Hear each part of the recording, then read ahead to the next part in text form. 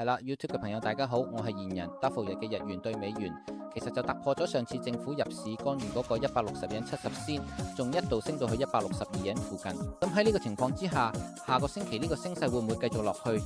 作為一個交易員，點樣部署先至最落風險？大家都好關注。所以今日呢，我都會一邊同大家睇下大市背景，一邊同大家分享下個星期嘅交易策略。麻煩大家多多支持。咁首先有個通知要同大家講啦，就係下個星期6月26號到7月1號呢，係會有啲，因為有啲公事要去外國，所以 YouTube 頻道更新、各類會員服務，仲有 Copy Trade 新單都會暫停，請大家預先見諒。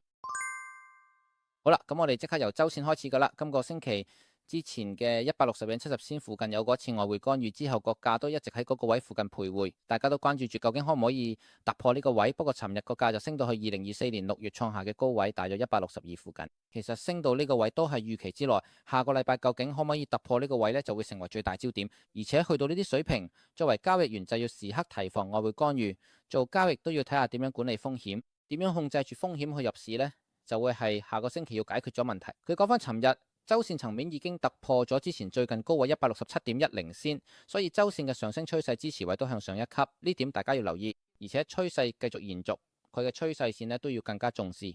總之今個星期就出現咗呢啲情況，大家記住就得啦。現時嚟講，由之前同再之前嘅高位連成一條上升通道，依家都仲係有效。至於上個禮拜，因為周線收市價未能突破呢個位，所以下個禮拜都要預計可能會出現呢啲走勢。對於咁淡嘅朋友嚟講，下方大方向都可以捕捉到，所以下星期都會係一個大好機會。首先要同時保持向上同向下兩邊嘅觀點，預先部署，然後再觀察下個浪點樣走。好，跟住講日線。正如頭先講，上個星期之前干預匯市重回160.70日元都被高度關注，當然由呢個位開始都有機會出現大跌浪，所以有啲人都係由呢個位開始做嘅淡倉。我哋都係咁解釋嘅，可惜琴日就突破咗呢個價位，再升多一層上去。不過今次升浪其實都係因為觸發喺上面嘅指示盤而推高嘅，所以對於之後會唔會繼續飆升，我覺得大家都要小心啲，唔好太大意。所以下個星期如果想做長倉呢，都要細心觀察細節走勢，做好部署。另外一個要留意嘅地方就係，因為尋日咁樣突破咗，日線圖上已經形成咗升浪形態，所以長線高位或者回調位都會成為吸納點。如果東邊移動平均線能夠突破最近高位，佢最近高位同回調位之間嘅空間其實做淡都幾有趣嘅。所以作為下個星期開市嘅一個情景，大家可以將呢啲重點記住。另外呢，如果睇翻日線啦，RSI 已經去到70附近，顯示有啲超買嘅跡象。正如頭先講過啦，呢個水平都係橫行區間同歷史高位噶啦。所以我自己覺得，如果突破咗呢啲位開始做淡，會係一個幾有趣嘅交易策略，大家都可以考慮下呢個選擇，準備部署。所以我會再詳細確認多啲。咁而家就睇下下星期具體入市步驟啦。好，跟住就係1小時圖。正如頭先講，上個禮拜大家都留意緊160蚊附近嘅攻防，但係琴日已經突破咗呢個位，觸發咗止蝕，然後一口氣升上去。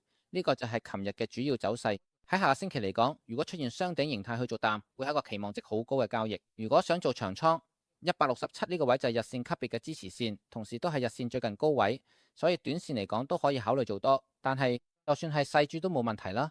最緊要咧係呢啲位穩陣咁建立基礎，預留走位，然後先開始入市啊。呢個都係入市條件之一，大家要記住啦。至於下個星期如果1小時圖、4小時圖或者日線圖嘅移動平均線跌穿咗，咁當然啦，呢啲位就會變成好吸引嘅淡倉空間。不過未跌穿之前呢，日線圖呢依然係升勢，所以唔知幾時會再向上突破。咁當然啦，做逆市就要細注，快手食糊，呢啲都要記住佢做交易嘅。不過如果冇大方向嘅話，而家個市都係處於好高嘅位置嘅高位穩陣咁做淡倉啦，其實都係交易嘅基本原則。如果你係打算中長線操作呢，開始慢慢加淡倉都唔係壞選擇。作為一個交易員，保持呢種思維去嘅圖表，其實都係一個健康嘅諗法。下星期大家可以留意下呢啲細微嘅攻防位，揾啱時機入市。如果下個星期開始有咩大動作，我都會喺 YouTube 度同大家更新，記得訂閱我個頻道啦。今日就講到呢度，多謝大家。